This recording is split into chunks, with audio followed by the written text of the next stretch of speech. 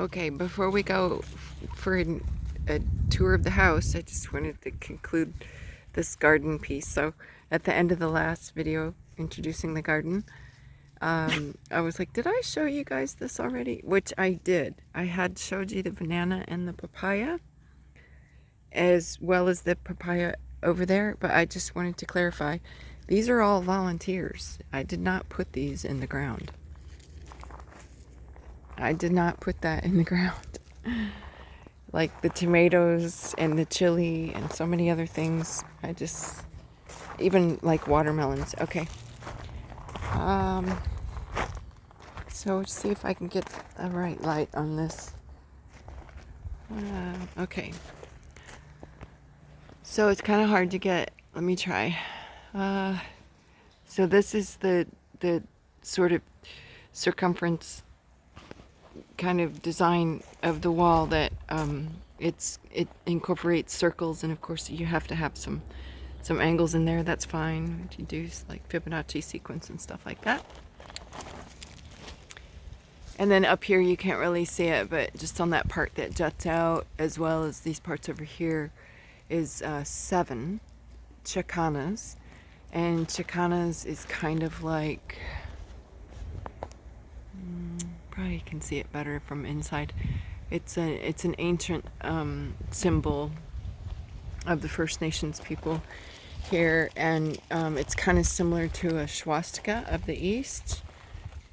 Anyway, so here we go. Let's go inside. Oh, first of all, dry toilets.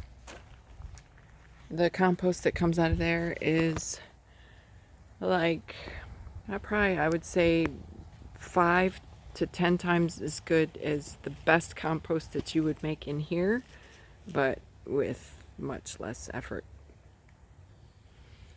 So, yeah, and if we didn't introduce you to these guys over here, they're, one is, oh gosh, forgive me. Anyway, these are edibles.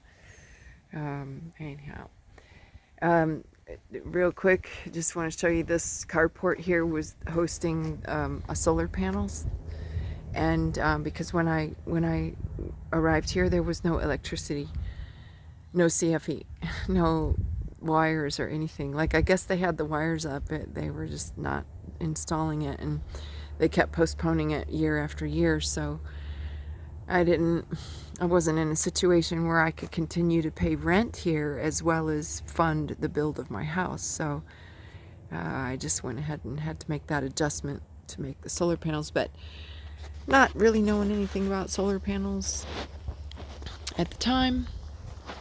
Now I know it's a horrible, it's not a solution at all. And maybe I could do a whole separate video on that.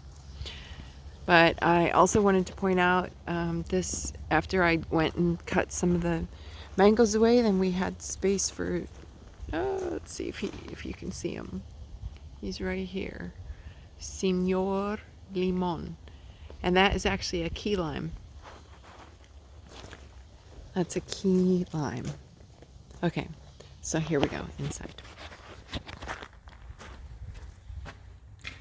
So the first thing you probably notice is this float tent here. I'm just going to skip right over that. If you guys are interested to find out about float tents and float tanks, please go and check that out. I highly recommend it.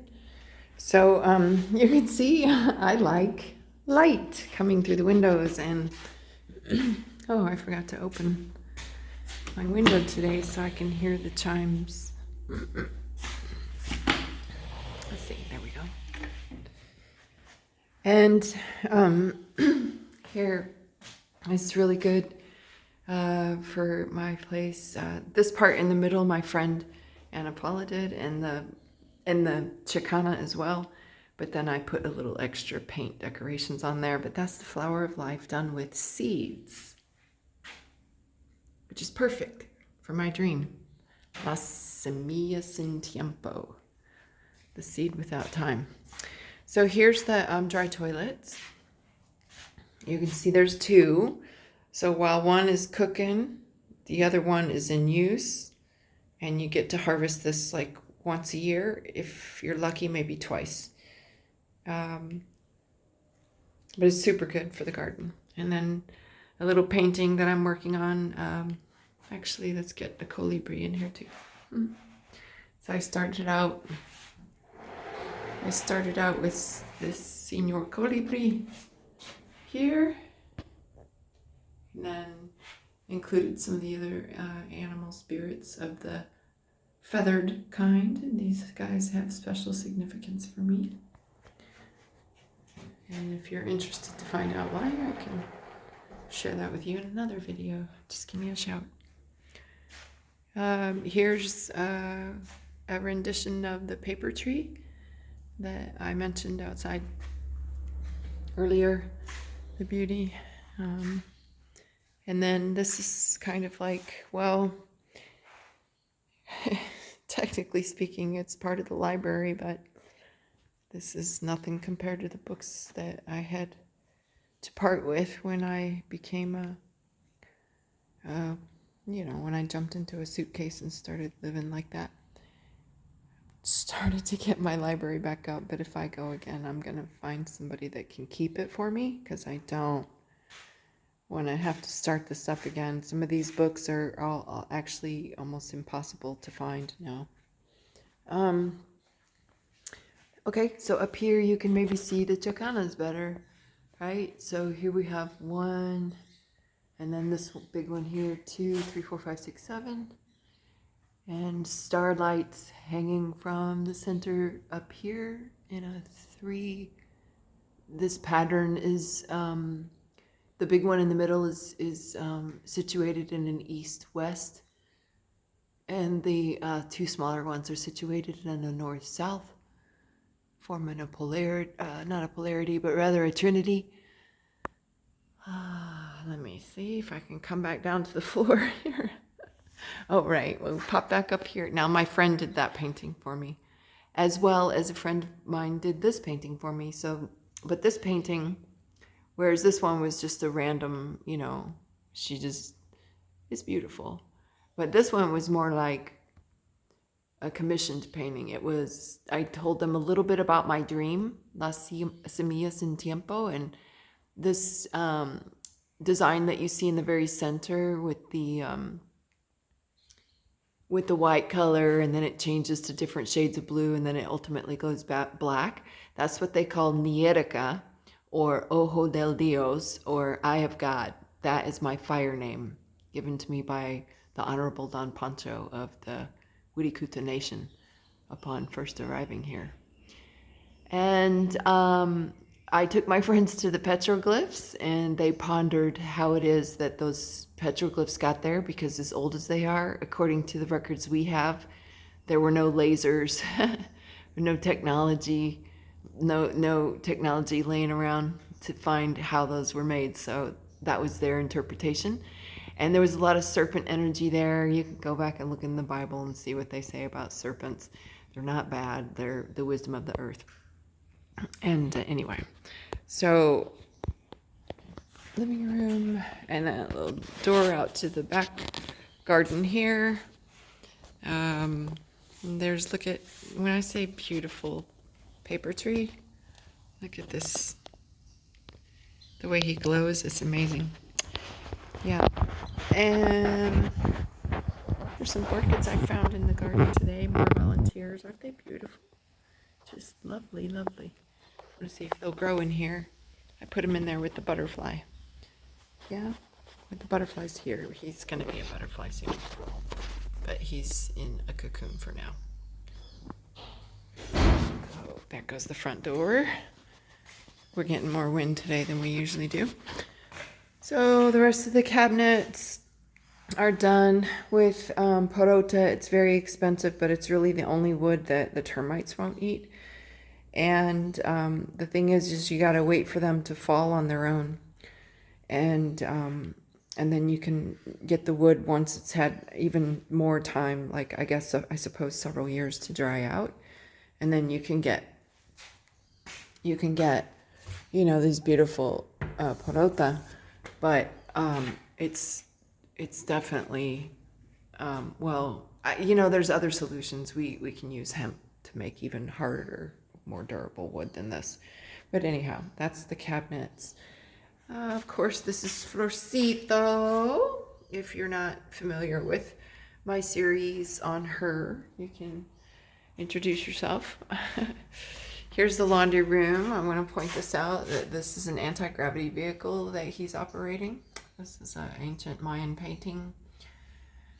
And then just some more cabinets. And then there's this little bodega area where, I just cram as much as I can in here. And my theory is if it gets too much stuff for my bodega, then it's time for me to move or seriously go through and clean it out. So anyway, so this used to be the solar panel sitting in the solar panel batteries and inverter used to be sitting inside this Faraday cage. However, and this is one of the reasons why I don't recommend you doing solar panel systems.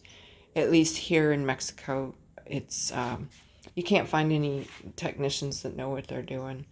So they'll come in and they'll wire it up and it'll stop working. Almost the first one stopped working immediately, literally the first day it went into service. And this one that's inside here had a 3-year warranty, and it died after a year. So this is a must-have if you're living off-grid on a cloudy day. That was the intention, if the solar panels can't charge up, or in my case, if they just go completely dead.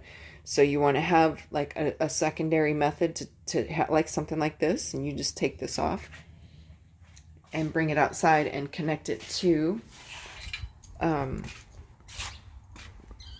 the planta.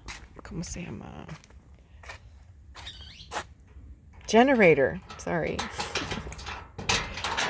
Which can be found in here. Now this is an extra bodega. This was an add-on, so this is the limit to my bodega. I have to keep myself under control, otherwise I'll start to accumulate all kinds of tools and cool stuff in here. Anyway, so not a whole lot of bodega space, but it's room for the planta and the gas tank. I got it all covered to keep the dust off of it as much as possible. And then of course here, remember this water is going to have like biological life in it, and it's going to become nutrient dense for irrigation of the plants in the garden. I'll just have to throw a pump in there and pump it out. All right, ready to go upstairs.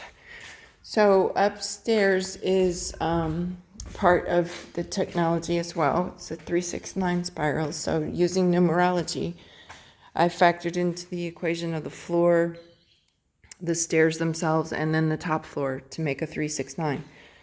So as we go up the stairs, there are a total of 15 stairs, which 1 + 5 = 6. So that's my 6. My 3 is down there on the floor. And then this top floor here, I forget the measurements, but it comes up to 9. And every time I go up and down that spiral, my dreams go with it. In this movement, this up and down, like sequence of the DNA type of movement. and then it gets projected out the top because the roof is sort of narrowed like that. So you would see like, it's like the difference between a shotgun and a like a high-powered rifle. The velocity and potency with which those dreams go into the unified field of consciousness. So this is a really special piece of technology. Yeah, there's the stars. Now, I don't even know where the switches are. I think they're downstairs, those switches. So at night, it's really cool if you turn them on, because that's really all I have up here is these kinds of starlights. You don't really need much else light because you got so many windows. A little terrace here, not too big. but just enough for like a hammock. And yeah, and it's a nice view of the forest. Ooh, and we have a gordito over here. If we can see, I don't know. I think the sun's not hitting him properly. Well, maybe the sun's hitting him properly, but my camera is not. Look at how big he is. That's why I call him gordito. Fatty. But fatty, like an affectionate fatty. And there's the garden down there. So, that's about it. Missing something. Oh, the entire roof has all this catchment. All around the roof has this catchment. So when the rain does come, it'll go down. Most the rain will go down one of these two pipes here. And one of them down there, I have to open up that valve. There's a red valve down there. And if I open that up, that'll flow directly into the cistern. So after a few good hard days of rain to clean off the roof, I open up that valve and catch my own rainwater. Oh, there goes a little florcito. What you doing? You want to say hi for the camera? Or you just... No? Okay. It's not the florcito. It's one of her babies. Okay, so this is important in a dry forest. Otherwise, you're paying for the pipa. Depending on your usage, it could be quite expensive. I have a very conservative usage, and with the capacity of my cistern being, I think it's 10,000 liters. It'll last a good long while, as long as I can supplement it with rainwater. So there's the solar panels. If anybody you know wants to buy a solar panel system, I'm done with these systems and I will never use them again. Prefer some free energy devices. And I don't know if you can see all the butterflies there.